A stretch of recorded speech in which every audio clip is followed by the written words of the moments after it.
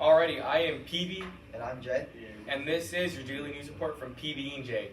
Today we're going to be going over the recent Twitter feud between Marbury and James Madison, and for some historical context, John Adams has just lost the elections in the 1800s to Thomas Jefferson.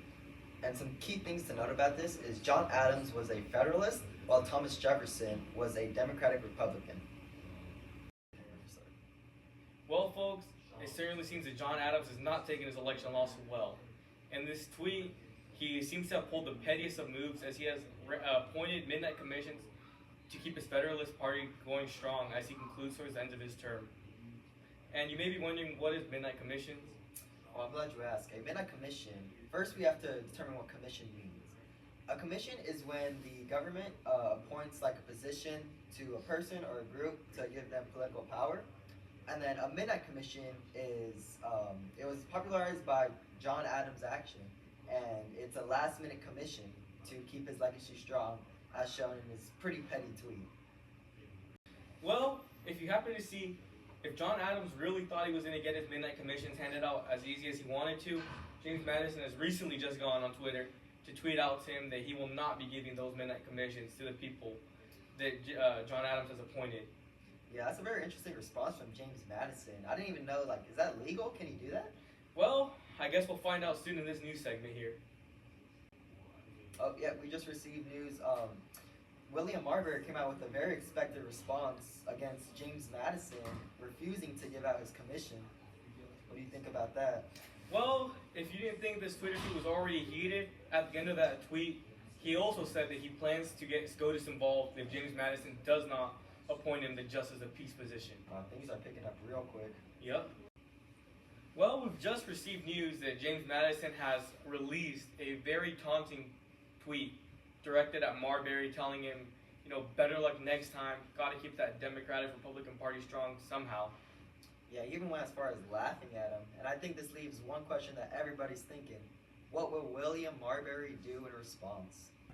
Hello everybody, this is the PB&J News Report, and we are here with William Marbury to discuss the ongoing Twitter feud between him and James Madison. So, William Marbury, do you mind giving us some background on who you are and what you're feeling right now? Well, my name is William Marbury, and I am an American business owner, and I am the leader of a Federalist Party.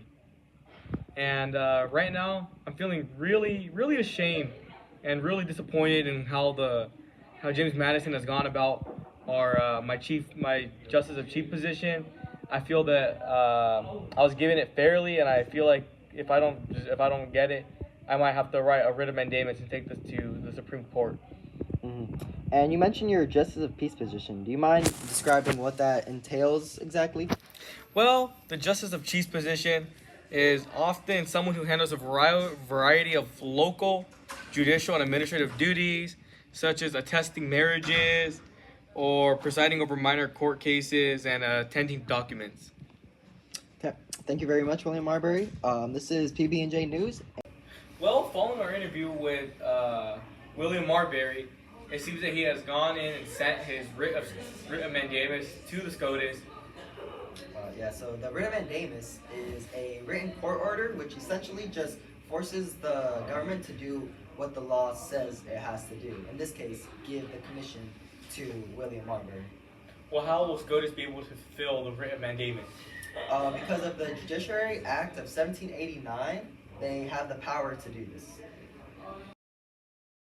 Well, Marbury has just tweeted out that he is very happy with SCOTUS' discussions, and he looks forward to finally receiving his Peace of Justice position. Yep, everything's looking like a happy ending for our William Marbury here. I guess all we have to do now is just wait for the final Supreme Court ruling, and everything will work out in the end. We have just received another very interesting twist in this Twitter feud, with the Supreme Court coming out themselves stating that they cannot grant William Marbury his Justice of Peace position. Yeah, it's very weird because earlier in this segment we were talking about the Judiciary Act of 1789, which actually grants SCOTUS this power to give William Marbury the Justice of Peace position. Do you know why we have any new developments and why SCOTUS can't give it to him? Well, what better way to find out than asking the man himself, the Chief of Justice, John Marshall, and we actually have an interview with him, so let's head over to him. Hi, my name is John Marshall. Thank you for having me on the PB&J show.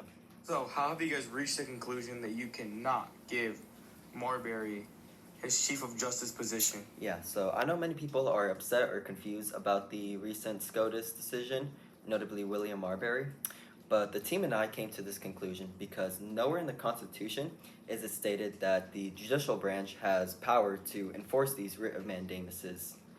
Following the Supremacy Clause, since we cannot go against the Constitution, we use this newfound power called judicial review to strike down the Judiciary Act of 1789, specifically Section 13, which allows the SCOTUS branch to write or enforce the writ of mandamuses.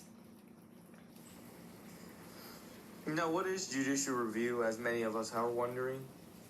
So, judicial review is the power the SCOTUS branch has to review the actions of the legislative and executive branch and deem them unconstitutional if necessary.